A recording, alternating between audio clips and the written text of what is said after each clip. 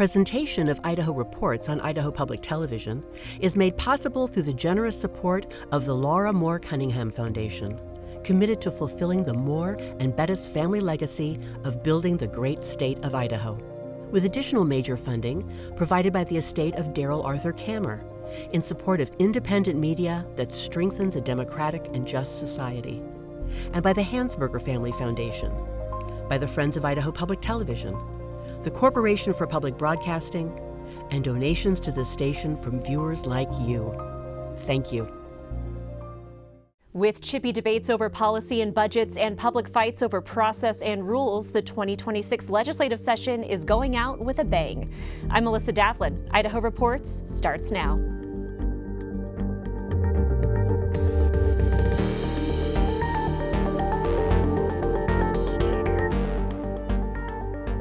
Hello and welcome to Idaho Reports. This week, House State Affairs Chairman Brent Crane and Senate Minority Caucus Chair Janie Ward Engelking joined me to discuss their concerns with how the legislative process ran this year. Then, pundits joined me to look back on the session. But first, on Wednesday, the U.S. Department of Justice announced it is suing Idaho Secretary of State Phil McGrain for declining to turn over full voter registration information to the Trump administration. According to the Idaho Capital Sun, in February, McGrain told the Justice Department he didn't believe there was a clear legal requirement for Idaho to provide a copy of unredacted voter data. Idaho is the 30th state the DOJ has sued over election information. In a statement, Secretary McGrain said in part, quote, "I'm confident in Idaho's elections and the efforts we've led to ensure secure and accessible elections. This includes our extensive voter roll maintenance efforts leading into the 2024 presidential election with Governor Little's Only Citizens Can Vote Act. We have worked closely with the Department of Homeland Security to review all registered voters in Idaho to guarantee that only citizens vote in our elections." The Secretary of State's office also confirmed that the Idaho Attorney General's office will represent Secretary McGrain in the lawsuit. Idaho Reports will continue to follow the story. In the legislature, lawmakers spent Wednesday and Thursday working to clear legislation from their calendars so they could adjourn for the session, a task that required marathon floor debates and even longer periods of waiting for the next vote. Yeah, we're out of here. Yeah. While most of the end-of-year debates focused on policy, Idaho Reports caught up with a few lawmakers on Thursday who were still mulling the bruising budget debates from the last 3 months. I think so far it's been a good session. It's been a hard session because there have been some really hard budget decisions to make. And that is always hard because you want to fund everything, but at the same time you have to be fiscally responsible and take care of the people who pay the taxes, those hardworking men and women who work all day, go home to their families, pay their taxes. So it's a delicate balance. I serve on JFAC, so there were times it was very, very frustrating, as you probably heard. But I think in the end, we've done the good job for the people of Idaho. I think we have a balance. I know we have a balanced budget, and we've done some good things. Places we probably cut too far, which I didn't like. But in the end, I think it's a pretty good budget. I voted for, I think, all but 2 of the maintenance budgets, right? And so those are the budgets that keep the agencies whole, that should provide them everything they need. Enhancements are supposed to be what is in addition to the maintenance budget. So on a year like this, it's hard to understand why we even need to make enhancements. Are people at home with inflation and cost of living? They have to make adjustments. So there's really no reason why our agencies shouldn't have to make like adjustments. I didn't like how we went out and asked the agencies, the directors, to say, you go and do all the cutting. That was the legislator's job. That was our job to do. And so I did not like that. And so a lot of things were cut, were stopped that shouldn't have been. And then we've had to come back and restart those, put money back in. And the problem with that is that then it looks like new money. And you got people voting against it because, that's new money, we're growing government. No, we were just putting it back the way it was.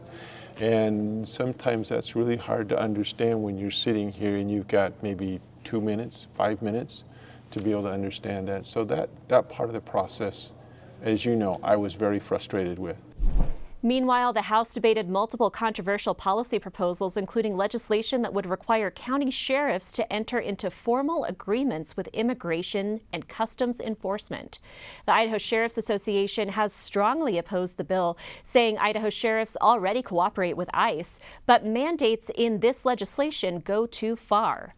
Bonner County Sheriff Daryl Wheeler wrote that the proposal is, quote, the most egregious constitutional violation ever faced by Idaho sheriffs, unquote.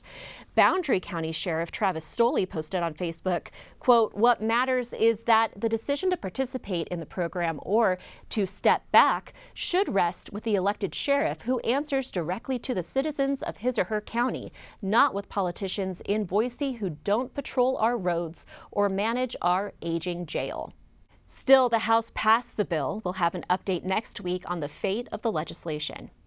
Governor Brad Little has signed a slew of bills in the past week, including a clarification on Fourth Amendment private property rights, codifying a requirement for government agents to have permission or a warrant before entering private property, restricting certain flags from being displayed in front of government buildings and adding fines for breaking the law, restricting public bathroom usage to biological sex, banning transgender people from using the bathroom that aligns with their gender identity.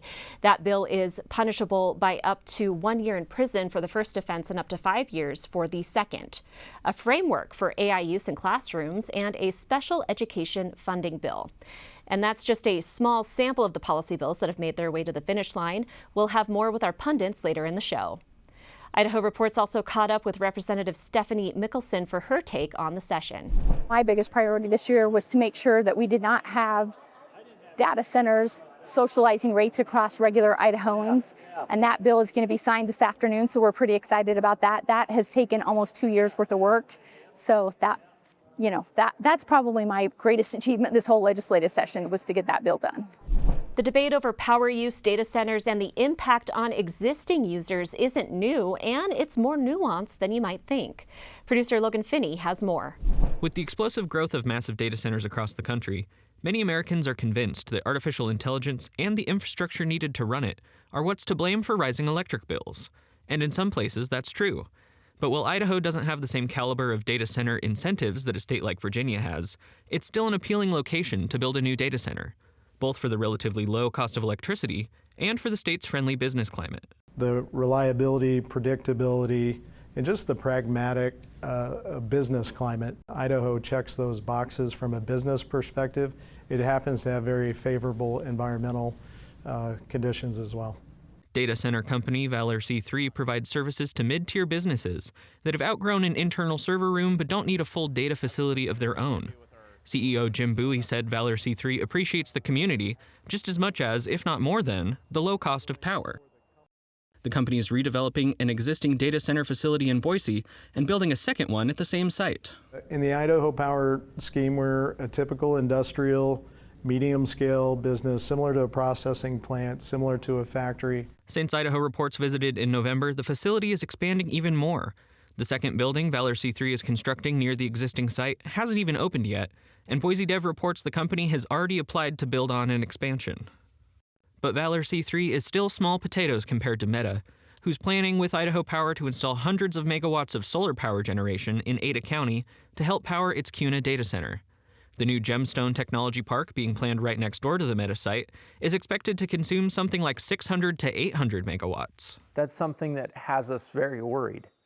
What we've seen is a lot of data centers looking at Idaho, or even big manufacturing, such as Micron, looking at Idaho and saying, hey, this could be a great place to go to.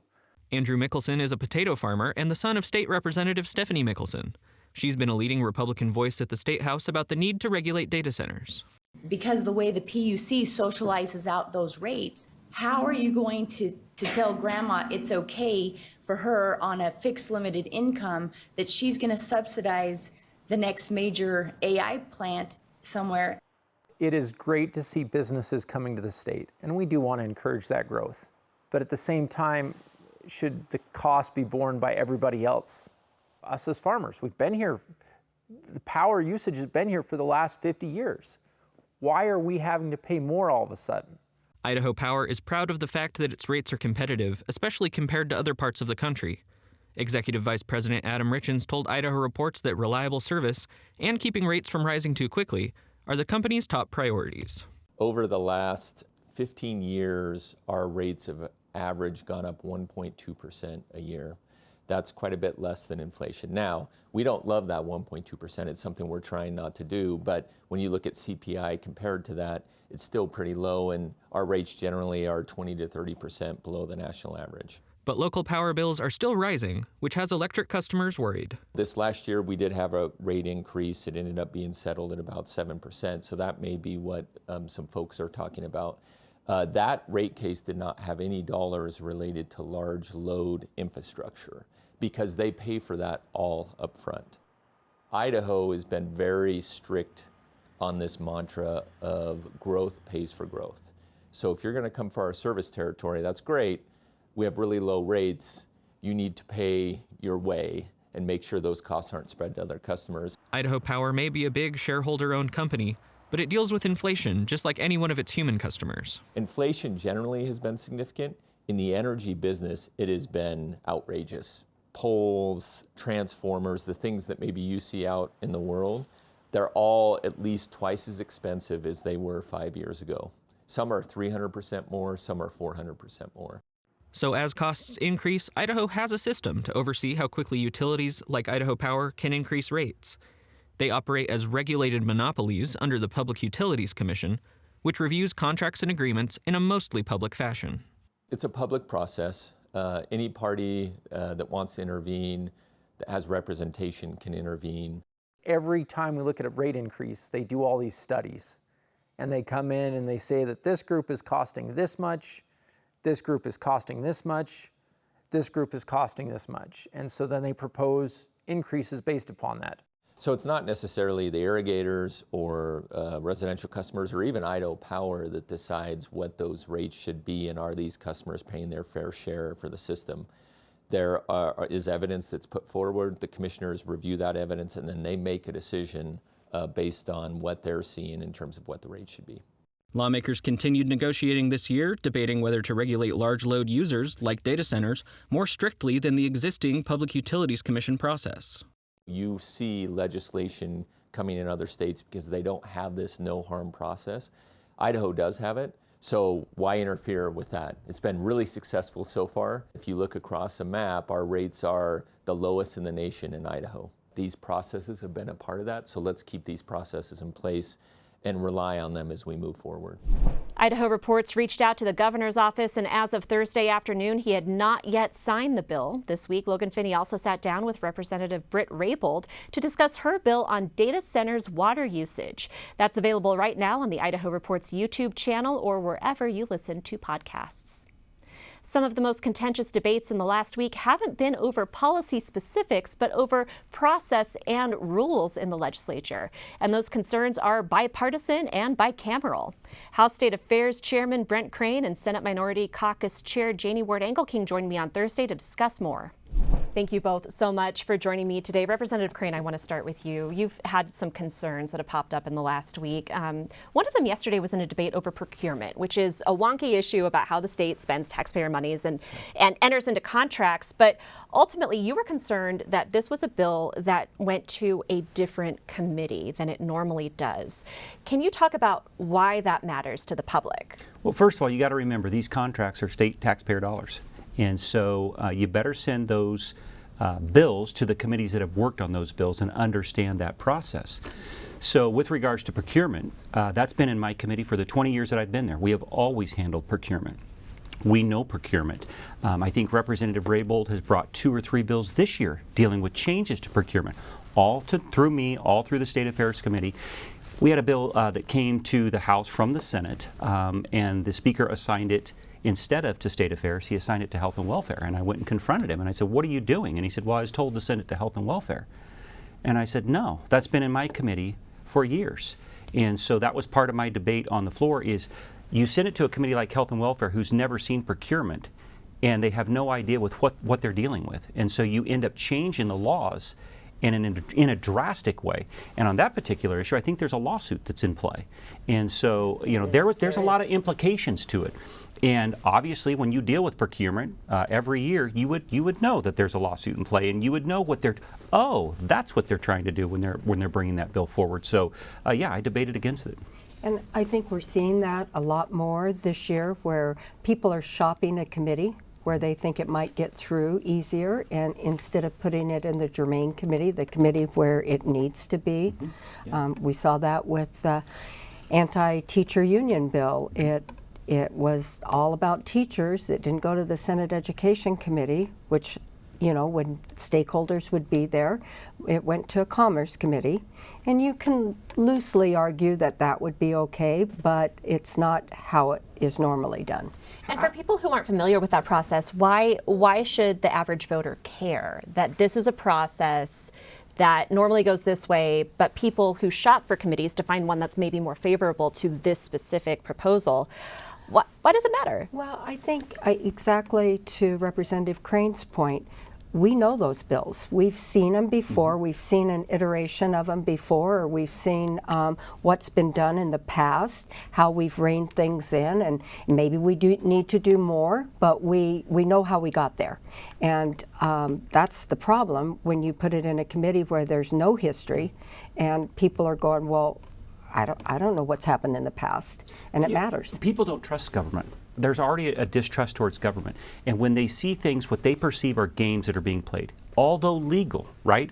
I want to point out that the Speaker in the House side, I don't know how it is in the Senate, but in the House side, that's the greatest power that the Speaker has, is the assignment of bills.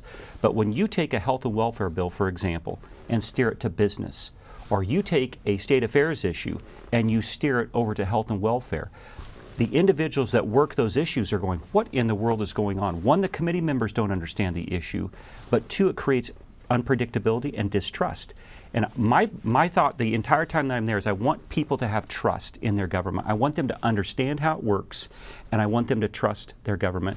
And when they see these games being played, it creates more distrust, and it's not good for the process. And the reality is we want public input. Mm-hmm. And here's the problem when you put it in a committee, that they're not watching it. They're not watching that committee. They have no idea. They know they care about education issues. They know, or they care about commerce, but when you put it in a totally different committee that they're not monitoring every day, they're not there. They can't testify. Yeah. They can't help us get this right. Well, and that relates to another concern that we hear about every single year at the end of the legislative session, which is bills coming up and moving through the process much more quickly than they would in the first 85 days of the session. We saw that Wednesday night in the House State Affairs Committee after 7 o'clock where you were meeting, and you had one member of the community testify that she had been hiking in the foothills and had rushed back from her hike so she could have input on this bill because she happened to check the agenda. This, to be clear, is all within the rules of the legislature. You can fast track a bill, but just because you can do it, should you do it? I don't like it. And you'll notice on my committee, since I've become chairman, we meet every morning, 9 a.m. Why? Predictability. For citizens, for individuals that want to engage in the process, everybody knows it's 9 a.m. And one thing that you can do is go subject to the call of the chair, meaning that you can meet at any time. The problem is it creates confusion for the individuals that would like to engage on that. So this particular issue comes to my committee from the Senate. They're like, hey, you need to put it on your agenda tonight. We got to move this bill tonight. It could have been moved this morning. We could have taken action on it this morning. Again, had predictability. I think the problem is we're not holding to the transmittal deadline. So we have a transmittal deadline. That is huge. Yeah. Well, some people are held to it. The minority, we have to get our budgets in and transmitted, or we don't get a hearing. And for people who aren't familiar, what is the transmittal deadline? It's a deadline that's set right before session starts. Hey, all bills are supposed to be transmitted from one body to the other body. Yeah. And if they're not transmitted, then they're not supposed to move. And in recent years, the transmittal deadline is a joke. It means nothing. It means absolutely nothing. I guess unless you're a minority party member. Minority, we get held to that standard. But the reality is the majority party can suspend the rules. And the last week and a half, we've been suspending the rules every day to do something that's supposed to be, suspending the rules supposed to be in an extraordinary situation. But we've been doing it every day, and it means that things go very quickly, and we can't get the input that we need. Sometimes we don't even get the experts to call us back in time to, how's this going to play out? How's this going to work? Yeah. And we don't get the information we need. And the irony of that is often the end of session bills are some of the most consequential. We've seen that so many times, year after year after year. There have been proposals in the past, I don't think any of them have even been introduced or printed, but 3-day notice for public hearings. Is that something that you think is a reality with this legislature? I don't know that you have to go a 3-day public notice hearing, notice it up at 3 days in advance. I think if you would stick to the transmittal deadline and then allow things to move through after that process, you would be fine because you would have plenty of time to get it done. But when the transmittal deadline is total, there's willful disregard for the transmittal deadline. It's almost a joke. What's the transmittal deadline? No one pays attention to it. When you violate those type of processes that have been set up, this is what you get. You get chaos. And what does chaos lead to? Distrust. And that's what frustrates me about it. I want to make sure that people trust their government and understand how it works. I have much more with Senator Ward Engelking and Representative Crane online. You can find our full discussion at youtube.com/Idaho Reports. Joining me to discuss the last, hopefully, few hours of the legislative session is Kevin Richert from Idaho Education News and Dr. Stephanie Witt from Boise State University School of Public Service. Kevin, I want to start with you. Lots of education legislation moving in the last week. There is a whole lot. We've been watching a lot of moving parts at idahoednews.org. You had the final actions on the school budgets. You have final actions on digital learning, on the Idaho Digital Learning Alliance and cuts to that online school platform. Had a far-reaching civics education bill pass the House on Thursday. But right after that, you had the House pass a really startling bill that came along into the last days of the session, a last-minute bill that will restrict, assuming it goes into law, would restrict teachers' union and teachers' union activities. It's remarkable partly because of the policy itself, the proposal itself, and partly because of how it came up in the final hours of the legislative session. Right. I think the proposal itself and the parts of the bill are not terribly surprising because lawmakers have debated about this for a couple of years. The idea of prohibiting schools from using taxpayer money to support unions, whether that is using the payroll systems to collect union dues or to allow teachers paid time off to participate in union activities. Those proposals are they've been through the legislature a couple of times. The House passed a version of a bill like this earlier in the session. Nothing new there, but what was new and startling was that the Senate took an education bill that really had nothing to do with unions and attached all of this union language into it and passed that on Wednesday, and the House turned around and passed that on Thursday. It's an arcane process that's colorfully called radiator capping at the State House. And this is one of my favorite nerdy terms at the State House. It's called one. Radiator capping because the idea is you take an old car into the mechanic and they switch out everything except for the radiator cap and they give it back to you. They do the same thing with legislation, but not very often in recent years. And not very often on policy bills. I mean, we've seen radiator capping before on the Senate side of the rotunda. This is how the Senate has tried to write tax legislation for years and years because all tax bills have to originate in the House. So the amendment process is really the Senate's one shot at writing tax policy. But we're seeing it now on the policy end. We saw it on the union bill. We saw it on the House side as well. It feels like we're into maybe a different world where this is perhaps going to become more commonplace in future sessions, just based on what we've seen this week. We heard some concerns about the process earlier in the show with Representative Crane and Senator Ward Engelking, but Dr. Witt, there's also, policy totally aside, a transparency and a public participation aspect to this as well. Yeah, well, we were talking about, there are a lot of bill trackers you can get on and see what happened to that bill. But when one bill becomes another, with a complete and total topic change, in the middle of the process, that sort of argues against the citizens being able to track that unless you're there at the moment that the one bill is substituted for another. I think it does go against the norms we have about transparency for bills being testified about in front of the public. This circumvents that. And it also kind of turns on its head maybe the role of committee chairs, because what has been central in this whole debate about the teachers union bill, when the union bill passed the House and came out of the Commerce Committee on the House side, it was sent to the Senate Commerce and Human Resources Committee. The chair, Senator Dan Foreman from Moscow, held the bill.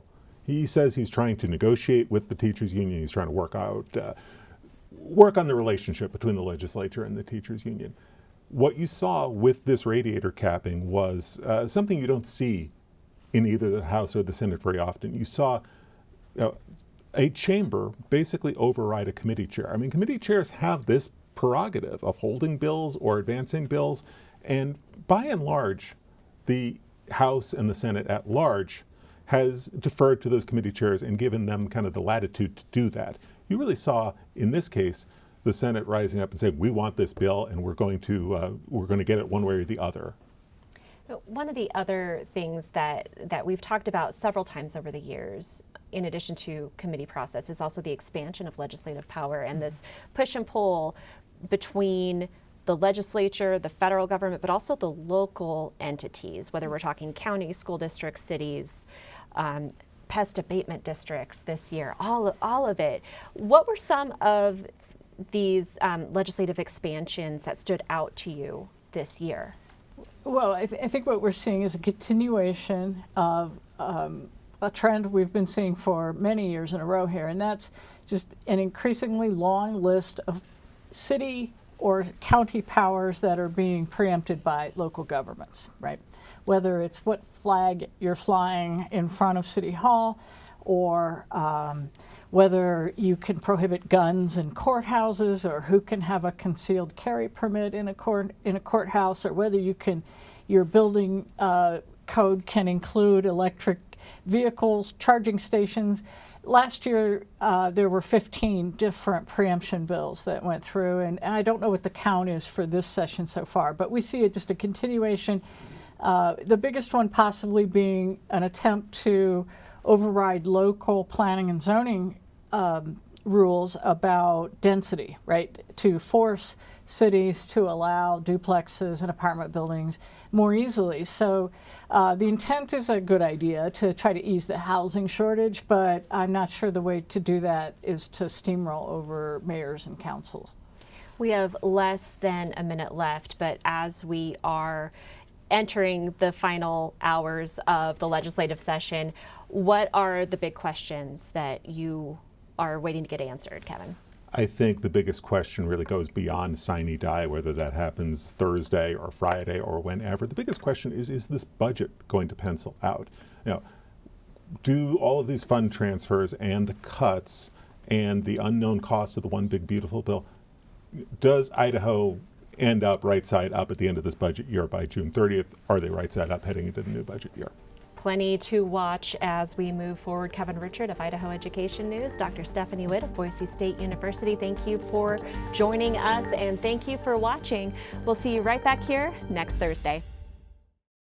Presentation of Idaho Reports on Idaho Public Television is made possible through the generous support of the Laura Moore Cunningham Foundation, committed to fulfilling the Moore and Bettis family legacy of building the great state of Idaho, with additional major funding provided by the estate of Darrell Arthur Kammer in support of independent media that strengthens a democratic and just society, and by the Hansberger Family Foundation, by the Friends of Idaho Public Television, the Corporation for Public Broadcasting, and donations to this station from viewers like you. Thank you.